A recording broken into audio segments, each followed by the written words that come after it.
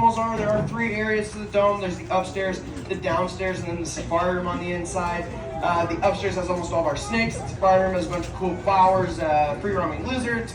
And then the lower ring has a lot of the crocodilians. The kind of crocodilians you're not going to see here in the arena, including Maniac, who is our 16.5-foot, almost 1,400-pound saltwater crocodile. If you do not see Maniac, please let us know. We have a big problem then. So also, if you go back down, this sidewalk is going to be our snake arena. Our next snake show is the next hour. Right back down this sidewalk is going to be our avian avenue. That's where you're going to find a lot of our birds, like owls, hawks, vultures, things like that, parrots. One thing you're not going to find over there is me. I'm afraid of birds. So, but without further ado, let's get right into the show. All the animals you see in front of you are reptiles. They belong to a group of reptiles known as the crocodilians. The crocodilians includes alligators, crocodiles, caiman, and gharials. We have 3 of the 4 types of crocodilians here in this arena. Most of the animals you see in front of you are American alligators. You can tell they're alligators because they have the more rectangular or U-shaped head.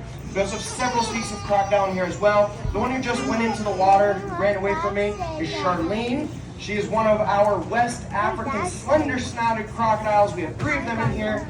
The other one is underwater over there. That's Darla. She's really mean. And then we have our male right there with that really long, skinny nose. He's not mean at all. And then we have Nile crocodiles in here as well. The one right next to the one with the really long nose is one of the Nile crocodiles. There's another Nile crocodile right there. And then our female Nile crocodile is that one right there. You can tell they're crocodiles because they have the more triangular or V-shaped head. Then we also have a saltwater crocodile. She's opening her mouth right now. That is a female saltwater crocodile. The females don't get nearly as large as the males do. A male saltwater crocodile is like Maniac. They can get really large. And then we have one caiman in here. His name's Carl. He's right there at the front. He's got the big head with all that white on his face and back. That is where Carl, the Yakure caiman, will stay for the entire show until the food comes out. The food is the only part that he cares about. So, difference in head shape is, of course, the easiest way to distinguish between an alligator and your typical crocodiles. There's, of course, many differences between the animals. Many are the kind, though, really only a herpetologist knows or cares about. So skip those. But one major difference between these animals is that alligators are semi-tropical animals, meaning they are found in the places of the world that get cold during the winter. When an alligator gets cold, this is a cold-blooded reptile, they will cool down, their metabolism slows down, they slow down, they stop moving, they stop eating. Eventually they become dormant, as opposed to the crocodiles, which are found in the places of the world that are warm year-round. They're active and feeding year-round. The alligator, as most of us probably know, is of course going to be found in the southeastern part of the United States, down in Florida. They're also found, funnily enough, on the opposite side of the world, in the Yangtze River Valley in China. It's called the Chinese alligator. The crocodiles are found all throughout the tropics, again, where it's warm year-round. And then the caiman, which is a very close relative to the alligator, they can be found in southern Mexico, Central, and South America. And then the gharial, which is the final crocodilian type, they are found in India, Nepal, Bangladesh, that area of the world. Gharials are really cool looking. They have really long, skinny noses, longer and skinnier than our West Africans. Marvin, leave him alone. Marvin, stop. Be nice. Now you have to go in timeout. Yep, you gotta go in the water now. Oh, now you're boating, huh? No, go in the water. Come on, keep going, Marvin. There you go. All right. Now, a gharial has a really long, skinny nose, and the males have like a softball or baseball-sized lump at the very end of it. Now, I know what you guys are all thinking, and that is, why am I not being chased around and eaten alive right now? That's because these animals are opportunistic hunters. I'm not going to give them the opportunity to hunt me. These animals know that the opportunity to hunt things happens more frequently out in the wild, like in the jungle, in the outback, where she's from, and then in Africa, where our Nile crocodiles are found. In Africa, where they are found, people do rely on bodies of water for their water to drink and to wash their clothes. They don't always have the access to clean, fresh water like we do here in America. This, of course, gives the Nile crocodiles the perfect opportunity to hunt and kill people. As a result, it has been claimed that the Nile crocodile has killed and eaten more people on the continent of Africa than all other animals on the continent combined. So you could say that the Nile crocodiles are going to be the true man-eaters.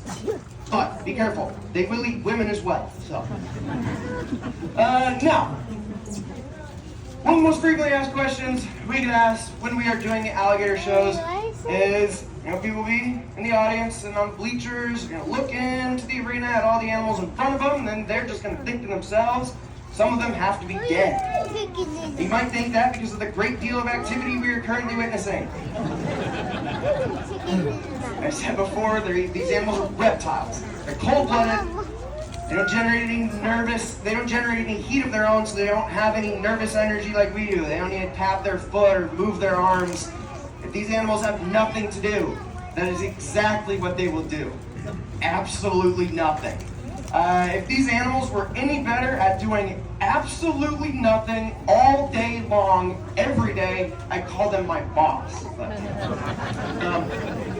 Now, these animals are carnivorous creatures, as they depend on meat, in order to survive what they catch and kill. But they're also, similar to like lions and tigers in that regard. But with lions and tigers, you're dealing with mammals. They're warm-blooded, they stalk their prey, and they have the endurance to run their prey down.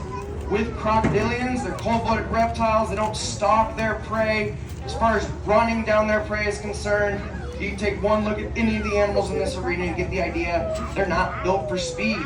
They have big heads, heavy bodies and tails, and then they're short, stubby, comparatively weak legs. This does not mean these animals cannot or will not run, though. Unfortunately for me, every single animal in this arena can outrun a human being over short distances, except for Carl. Sorry, Carl.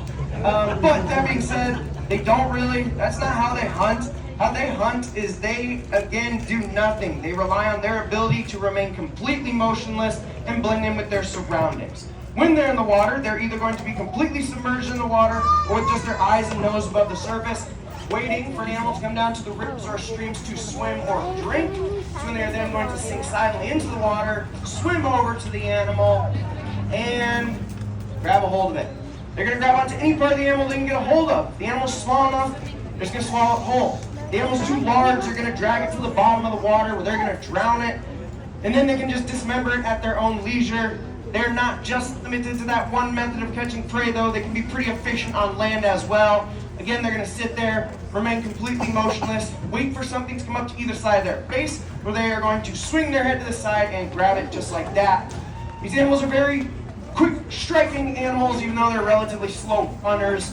Perhaps I can show you guys just how fast these animals do actually move. At the same time, I'm also going to be demonstrating for you guys how to properly restrain an alligator. Now, you guys might have heard you can hold a very large alligator's mouth held shut with, just a moderately strong pair of hands. I'm not going to go as far as to say that you can hold like the world's largest alligator's mouth held shut, but I will say the average adult has sufficient strength in their hands in order to overpower the jaw muscles that open the jaws of anywhere between like a 6 and a 9 foot alligator. That being said, though, it's not going to be that simple.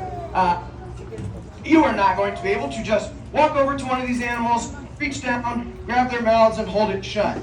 They're going to do one of two. Now, you also going to notice, I'm not just going to jump on this alligator's back whenever I want to. If I try and jump like here, he's going to see me, he's going to whip around, and give me a big old kiss. I don't want a kiss from this alligator. Feet around the alligator's hind legs keeps them from backing out from underneath of you.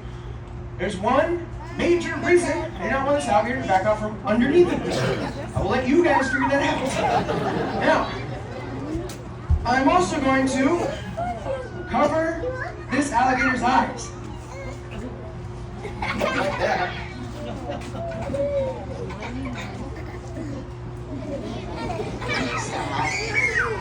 Now, when you cover an alligator's eyes like this, it's supposed to calm them down. They're like that.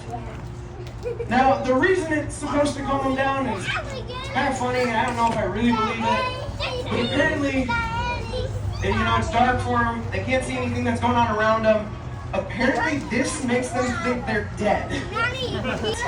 Now, as you guys can tell, this is not a fully restrained alligator. he's still doing a lot of movement that I do not like at all. So, to fully restrain this alligator, you do actually have to get a grip on their jaws. It's not that difficult though. Obviously, I'm not going to go in from the side. That is how you whack. So, you can, you know, if you ever find yourself in this situation, start on the alligator's neck, move up over his big jaw muscles onto his jaws. You guys are going to notice my hands aren't even past this alligator's eyes yet.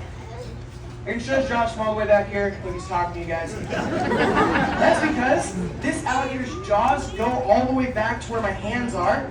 And then obviously it's not the best place for it, so you just walk your way up, rock up into this position.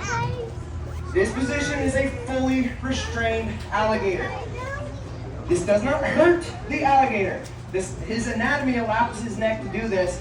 It's just to keep him from being able to twist or roll out from underneath me, as that's the first thing he's going to do in an attempt to free himself. If this alligator really starts to twist and roll, that is not good for me. This is a decent sized alligator out here. He's very strong. All of these animals are way stronger than you ever think they could be. And if this animal starts to roll, unfortunately, I will roll with it. And you guys are going to see like a big cloud of dust. And after about 10 seconds, you guys might see an alligator on my back, holding my mouth shut, telling you information about me. So, I don't want that to happen. Stay in the water. No, stay in the water. Don't. Hey, sit.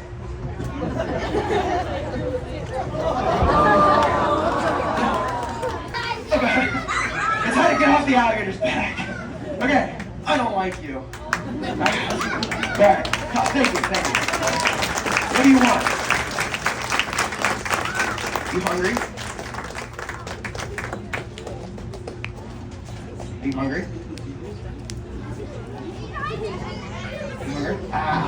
Okay, so that's exactly what the green bucket means. Alright, so give this a shot, see what happens. I know exactly what's gonna happen. Alright, so